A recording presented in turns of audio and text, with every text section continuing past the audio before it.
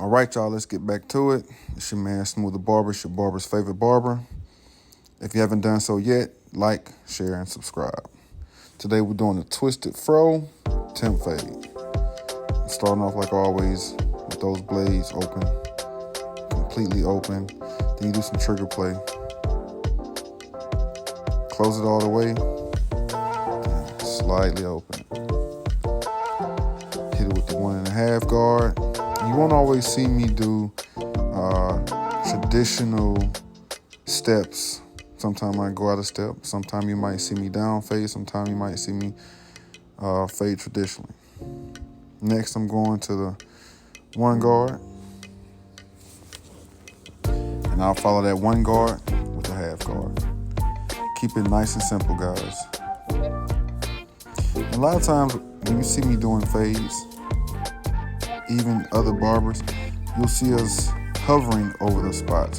The clippers are barely touching the hair, and it's just like sketching or shading a picture. And that's what I'm doing at this moment. Just hovering over. Do everything you do to the temple, to the top of that beard. Although you do sometimes have clients who don't want that beard faded at all, which is kind of weird to me, but you know, different strokes for different folks. Come back, just shave down, rake down. And everything you do to the left side of the head, you do to the right side of the head. Clippers open again, trigger play, till you got everything faded out. And this guy did not want a bald temp fade. He just wanted, a shallow temp fade. You hit it with that 1.5 guard, come back with your 1 guard, and finish with your 1/2 guard.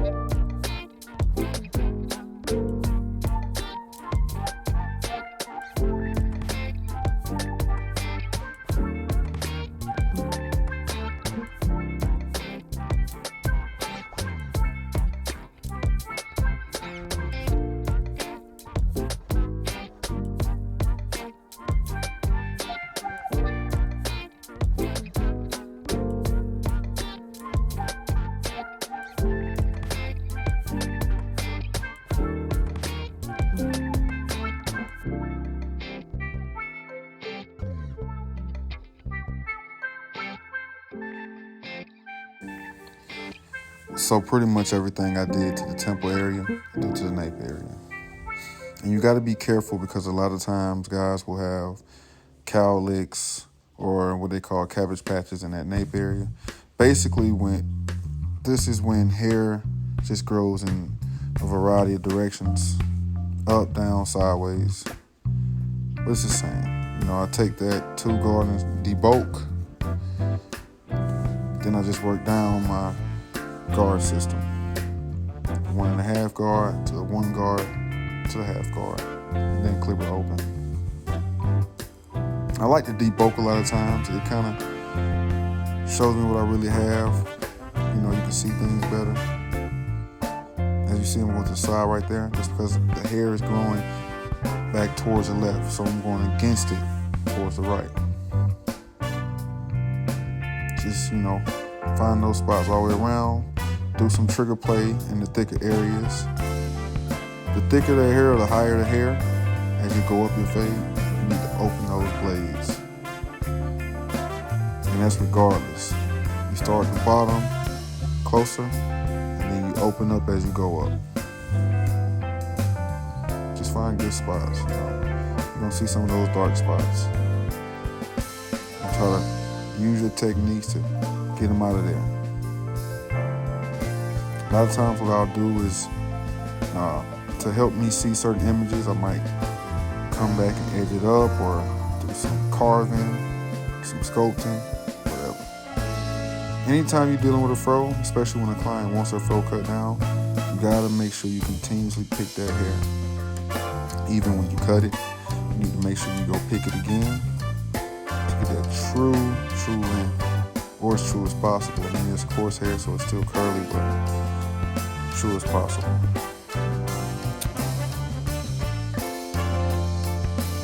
Those Wahl clippers actually I had been using for a while, so I just switched up. They needed some charge. And remember, right here, I'm just hovering. I'm really not, you can actually tell I'm hovering. I'm really not touching actual skin. I'm just hovering over that hair. Both sides.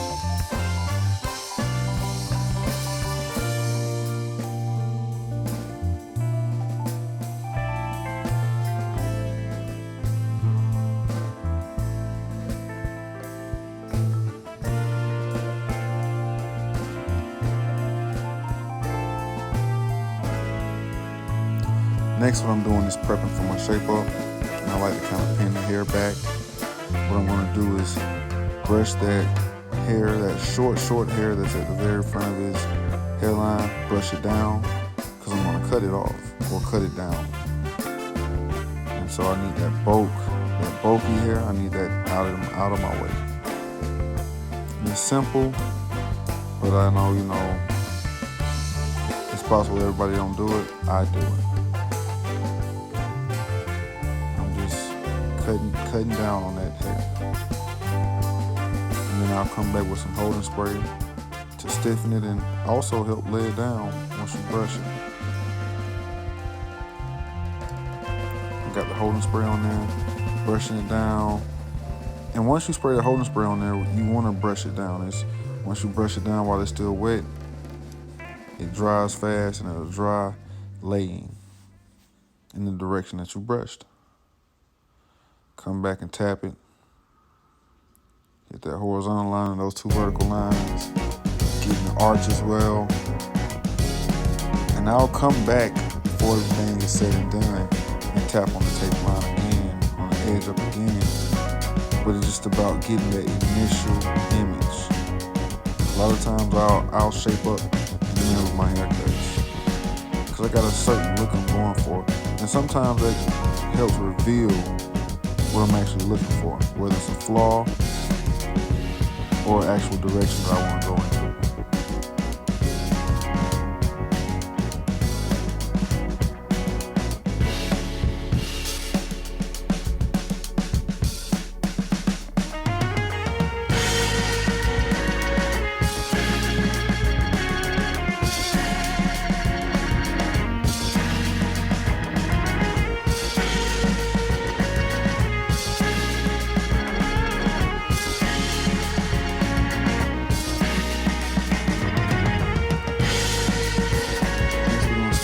Scoping that hair and cutting it down. But remember what I said, make sure you pick that hair out to try to get the best length possible, the best true length possible. Just scope it down. Scope it down. But the thing about it is, anytime you do some sculpting or cutting that fro down, you gotta pick it, cut it, then pick it again. And that's what you see me doing. I'm picking it again. I know it's a process or a step in the process that a lot of people want to skip or just don't want to do. But, that's what's going to set you apart. Clean it up real nice. Cut it down. Your client is going to be very appreciative. Mine always are.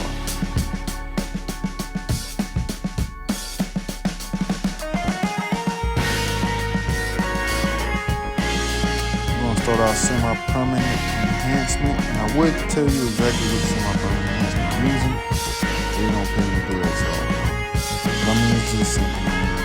Put you a little bit of semi-permanent in that spray can to hold it, and have some alcohol.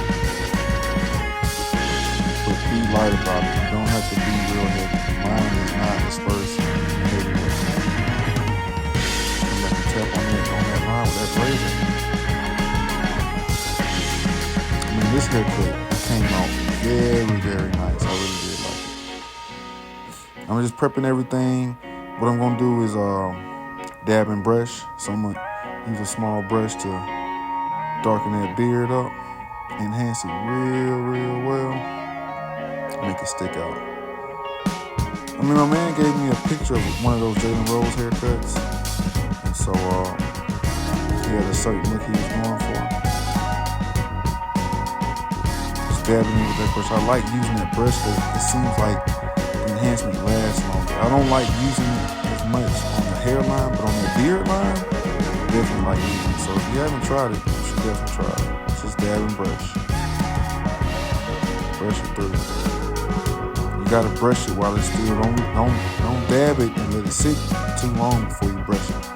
Once you dab it on there far enough, just go ahead and start brushing. Then when it's all said and done, come back and dry it with cool air. Dry it with cool air, not hot air. That hot air can sometimes change the color, have it look a little brown. Dry it with cool air, then hit with that holding spray. Cool air. Cool air. Then you come hit it with that holding spray. I will tell you that's got to be glued. Come back and moisturize his hair. We're prepping his hair for the twist out. Or for the twist brush. And I actually added some water prior to using moisturizer. And my twist brush is a plastic brush, so I can easily wash it at the sink. And I like it because it doesn't carry hair from another person. Just take it to the sink after you get done twisting the fro, clean it, put it up, or use it on the next person. I don't really like the racks or the rackets. I did like the curl sponges, but they kind of just hold hair and debris, and they carry over to another client. So that rubber twist brush is good. Come back and start tapping that line. We detailing now. Bringing everything together, basically. Pull that ear down and get around it. On both sides, you do the same thing on both sides.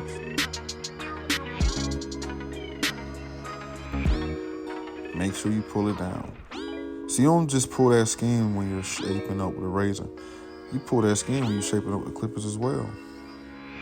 Come back and carve that beard up. And all I'm doing right here is getting the wild hairs. I'm just getting wild hairs. Getting it off of there. Like I said, he had a certain look that he wanted, and he did request the actual chalk line. I don't typically do the chalk line. I experimented with it for a while when I first, became aware of it, but it's not my favorite to do. Sometimes it can be overwhelming on the head and kind of leave an unrealistic look, but I think it did well with this one. And as you see, I didn't go all the way around his face. I just stayed on the vertical lines and the horizontal line. Worked it around, tap it in with my clippers, and then you'll see me come back and tap it in with that razor, finish it up with the razor. As you see, the clippers are, as long as you got clean scalp and you got that holding spray on there, and you got some hitters, you'll get that white line all the way around the shape up. But like I said, he requested some chalk on there. Well, not chalk, but the pencil, the barber pencil, so I definitely obliged. Details, consistency, chasing that perfect cut. Come back with that razor all the way around. The corners, the arches, pull that skin, tap on that line. And with the razor, for you guys who don't know, it's like you barely touching them. Once you start doing it, it feels like you barely touching them. But then you start doing it so much, you know what's going on. Let's check out this finished product, man. Look at this. Finished product. It's hidden. It's hidden. Twist it out. You carved at the fro a little bit. Once you got it twisted, it's ready to go. Look at this mirror, man. Take a look in the mirror.